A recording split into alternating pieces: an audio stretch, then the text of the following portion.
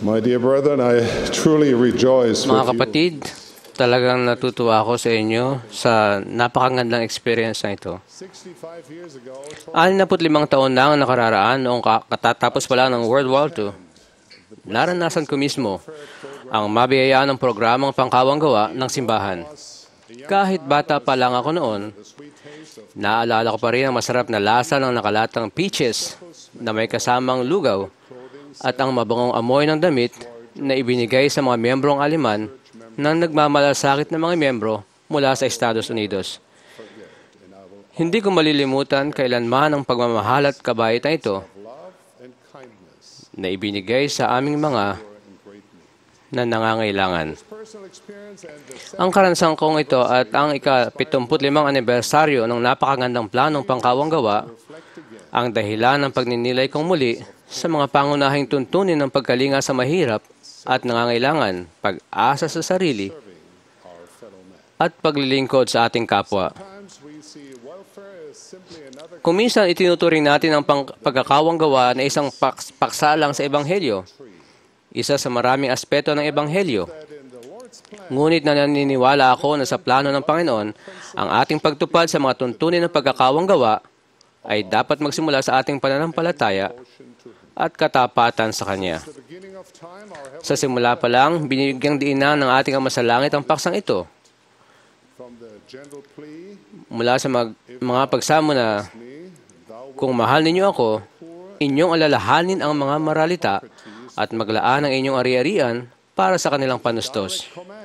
Hanggang sa mga utos, alalahanin sa lahat ng bagay ang mga maralita at ang mga nangangailangan, ang may sakit at ang naghihirap, sapagkat siya na hindi gumagawa ng mga bagay na ito, siya rin ay hindi ko disipulo. At mariin at mahigpit na babala na, kung sino man ang kukuha sa kasaganaan na aking ginawa at hindi nagkakaloob ng kanyang bahagi, alinsunod sa batas ng aking ebanghelyo, sa mga maralita at nangangailangan, siya kasama ng masasama ay magtataas ng kanyang mga mata sa impyerno dahil sa paghihirap. Ang dalawang dakilang kautusan, ang mahalin ng Diyos at ang ating kapwa, ay pinagsamang temporal at espiritual. Mahalagang pansinin na ang dalawang utos na ito ay tinawag na dakila dahil ang buong kautusan ay nauuwi sa mga ito. Sa madaling salita, ang ating mga pinaprioridad sa sarili, pamilya at simbahan ay dapat magsimula rito. Ang iba pang mga mithiin at gawain ay kailangan magmula sa dalawang dakilang utos na ito. Pagmamahal sa Diyos at sa ating kapwa. Tulad ng dalawang mukha ng barya, ang temporal at espiritual ay hindi mapaghihiwalay.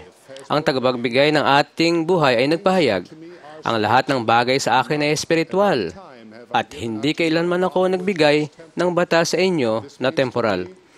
Para sa akin, ang ibig sabihin nito ay ang buhay na espiritual, una sa lahat, ay pagpapamuhay.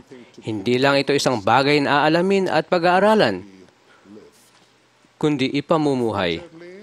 Nakalulungkot na may ibang winawalang halaga ang temporal dahil iniisip nila na hindi gaanong mahalaga. Nakatuon sila sa espiritual at hindi halos pansin ang temporal. Bagaman mahalagang ituon ang ating mga isipan sa mga makalangit na bagay, hindi natin may pamumuhay ang diwa ng relihiyon kung wala tayong kusa na maglingkod sa kapwa.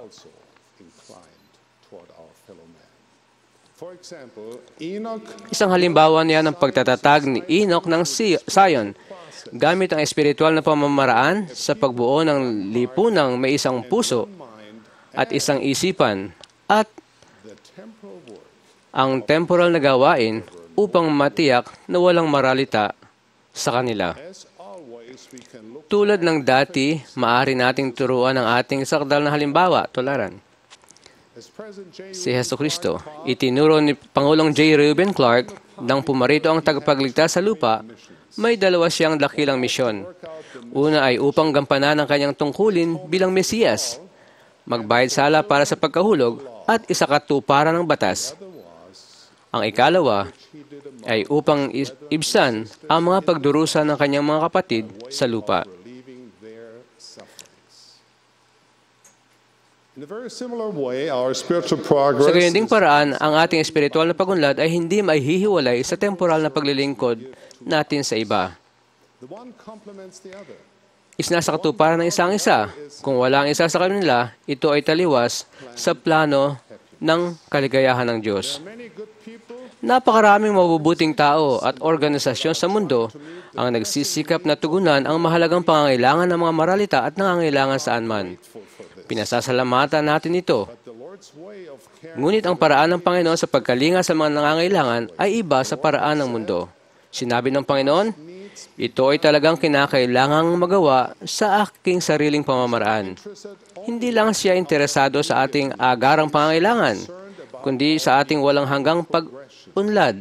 for this reason the Lord's Dahil dito, laging kabilang sa paraan ng Panginoon self-reliance, ang pag-asa sa sarili service to our at neighbor, paglilingkod sa ating kapwa, to care. bukod sa pagkalinga sa mga maralita. 41, the Noong 1941, umapaw ang Gila River at binaha flooded Duncan Valley ang Duncan Valley sa Arizona.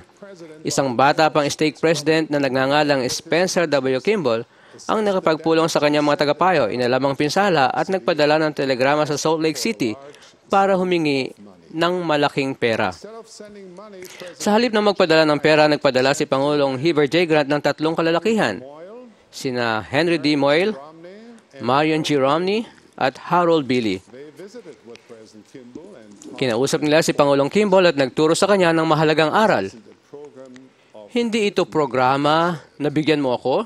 Sa halip, sabi nila, self-help. ito ay programa na sariling sikap. President Kimball said, Sinabi ni Pangulong Kimball kalaunan, kung tutuusin, mas madaling gawin brethren, to have para sa mga kapatid na magpadala na lang ng pera at madali rin office para sa amin na umupo na lang sa aking opisina at ipamigay ito.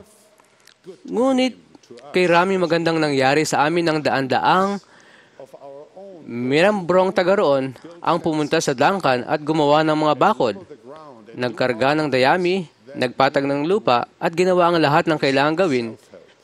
Iyan ay sariling sikap. following the Lord's way, Sa pagsunod sa paraan ng Panginoon, members of President Kimball's hindi lang natagunan ng agarang pangangailangan ng stake ni Pangulong Kimball, kundi nagkaroon din sila ng sariling kakayahan.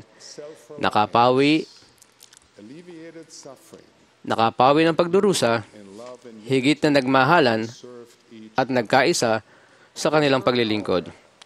Sa mismong sandaling ito, napakaraming nagduro sa mga miyembro ng simbahan. hungry Sila ay nagugutom, kapos sa pera, with all men. at dumaranas ng lahat ng uri ng problema sa pisikal, emosyonal at espiritual. They pray with all the energy, Sila ay nananalangin ng buong lakas ng kanilang kaluluwa para matulungan. brethren. Mga kapatid, mangyaring huwag nating isiping responsibilidad ito ng iba. It is mine. Ito ay responsibilidad ko at ninyo. We are all enlisted. Lahat tayo ay kabilang. Ang ibig sabihin ng lahat ay lahat. Bawat may taglay ng Aaronic at Melchizedek priesthood, And poor mayaman at mahirap sa bawat around the globe. bansa. In the Lord's plan, there is something. Sa plano ng Panginoon, may maitutulong ang bawat isa. The lesson we learned Ang aral na natututuhan natin sa paglipas ng mga henerasyon ay na ang mayaman at mahirap ay pare-parehong lahat obligation to na may sagradong obligasyon na tulungan ang kapwa. all of us. Kakailanganin ng pagtutulungan upang tagumpay na maisagawa ang mga tuntunin ng pagkakaong gawa at pag-asa sa sarili. Kadalasan, kapag tinitingnan natin ang pangangailangan sa ating paligid, ay umaasa tayo na may biglang darating buhat sa malayo at tutugunan ang pangangailangang iyon. Perhaps we wait Marahil, naghihintay tayo ng mga taong eksperto sa paglutas ng iba't ibang problema. when we do this. Kapag ginagawa natin ito, Our neighbor of the servant pinagkakita natin ang ating kapwa ng maipaglilingkod natin ourselves of the at pinagkakita natin ang ating sarili na makapaglingkod. nothing wrong with Bagaman walang mali sa mga eksperto, aminin natin ito. be enough of them to Kahit kailan hindi sasapat ang bilang nila para malutas ang lahat ng problema. Kaya nga't placed his inilapit ng Panginoon ang kanyang priesthood at ang organisasyon nito sa iba't ibang panig around the globe. ng mundo Every nation where the church sa lahat ng and bansa kung saan nandun ang simbahan. At kasama niyan, inilagay din niya ang Relief Society. Tulad ng alam natin mga may taglay ng priesthood, walang magtatagumpay na pagkakawang gawa kung wala ang kahangahangang kaloob at talento ng kababaihan ng simbahan. Ang paraan ng Panginoon ay hindi pagupo sa tabing ilog at paghintay na mawala ang tubig bago tayo tumawid. Ito ay pagtutulungan, paghahanda, pagtatrabaho at paggawa ng tulay o bangka para matawid ang ilog ng mga pagsubok. Kayong mga kabataan ng Sion, mga may taglay ng priesthood, ang mangunguna at makatutulong sa mga miyembro sa pamamagitan ng paggawa ng mga tuntunin ng programang pagkawang gawa. Tungkulin ninyong buksan ang inyong mga mata, gamitin ang priesthood at kumilos sa paraan ng Panginoon. Noong panahon ng Great Depression, inatasan si Harold Billy ng mga kapatid sa simbahan na humanap ng sagot si Harold Billy sa matinding kahirapan, pagdurusa, at pagkagutom na laganap noon. Nahirapan siya sa paghanap ng solusyon sa suliraning ito sa Panginoon at nagtanong, ano pong organisasyon ang kailangan namin para malutas ito? At parang ito ang sinabi sa kanya ng Panginoon, anak,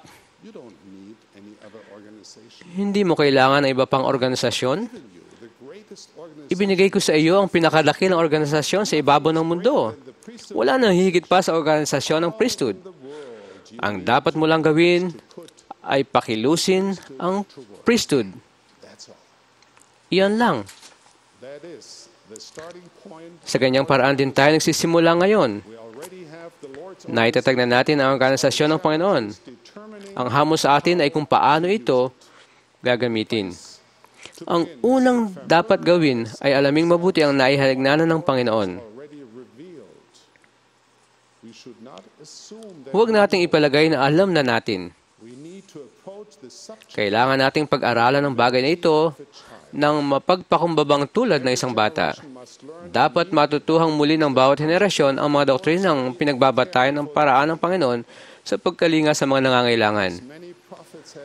Tulad ng itinuro sa atin ng mga propeta sa paglipas ng mga taon, ang mga tuntuning pangkawang gawa ng simbahan ay hindi lang magagandang idea. Ang mga ito ay inihayag na katotohanan mula sa Diyos. Ang mga ito ang kanyang paraan sa pagtulong sa mga nangangailangan. Mga kapatid, pag-aralan muna ninyo ang mga inihayag na alituntunin at doktrina. Basahin ang mga handbook tungkol sa pagkakawang gawa ng simbahan. Samantalahin ang internet website na providentliving.org. Basahin muli ang artikulo sa June 2011 ng Leona o Ensign tungkol sa planong pangkawang gawa ng simbahan. Alamin ang paraan ng Panginoon sa pagtulong sa kanyang mga banal. Alamin kung paano nagkakaugnay ang mga tuntunin sa pagkalinga sa nangangailangan, paglilingkod sa kapwa, at pag-asa sa sarili. Ang paraan ng Panginoon sa pag-asa sa sarili ay ang balanseng pagtuon sa maraming aspeto ng buhay tulad ng edukasyon, kalusugan, trabaho, panalapin ng pamilya, at lakas sa espiritual. Alaming mabuti ang makabagong programang pangkawang gawa ng simbahan. Sa sandaling mapag-aralan ninyo ang mga doktrina at tuntunin ng pagkakawang gawa ng simbahan, iakma ang natutuhan ninyo sa pangangailangan ng mga taong nasa inyong responsibilidad. Ibig sabihin, sa maraming pagkakataon, kayo mismo ang kailangang umalam ng pangangailangan ito.